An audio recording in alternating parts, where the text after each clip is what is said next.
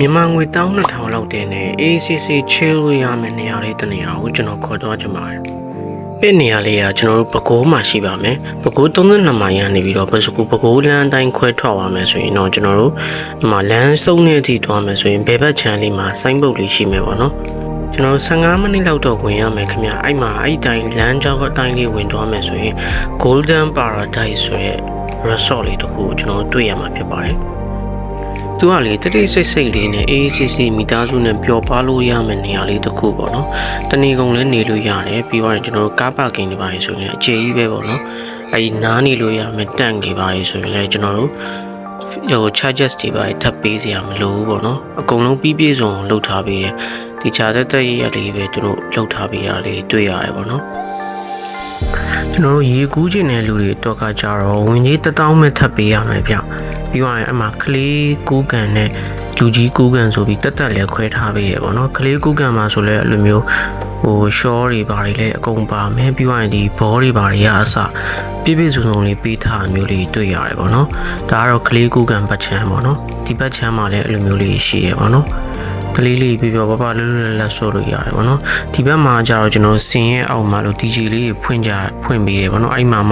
ပြပပနဲ့တောက်စားပြီးတော့မှအဲ့လိုမျိုးကားလို့လည်းရတယ်ပေါ့နော်အဲ့အောက်မှာအကုန်လုံးကတော့ပြပပပါပဲအဲ့နေရာလေးရတော့လေ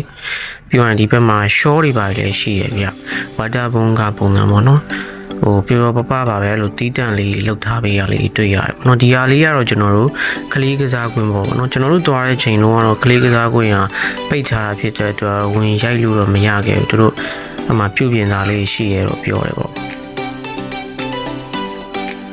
သူကနားနေဆောင်လေးလည်းအဲ့လိုရေကူးကန်ထဲမှာလည်းနားနေဆောင်လေးအများကြီးလှုပ်ထားပြီးရဲ့အဲ့လိုမျိုးနေရာလေးတွေရောပေါ့နော်တီးတန့်လေးလှုပ်ထားပြီးရဲ့စားတောက်ဆိုင်တွေပါလည်းရှိရပေါ့နော်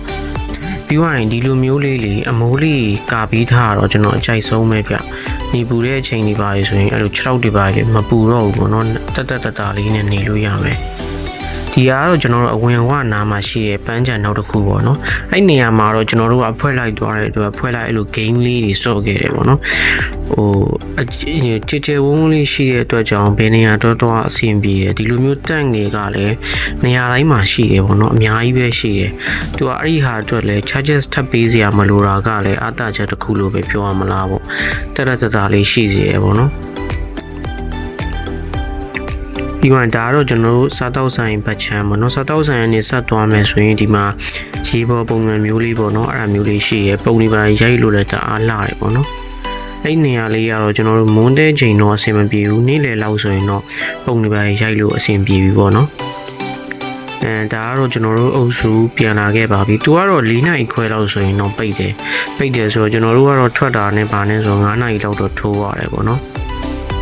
ဗီဒီယိုလေးကိုဆုံးထိကြည့်ပြီးလို့ကျေးဇူးအများကြီးတင်ပါတယ်ဗျ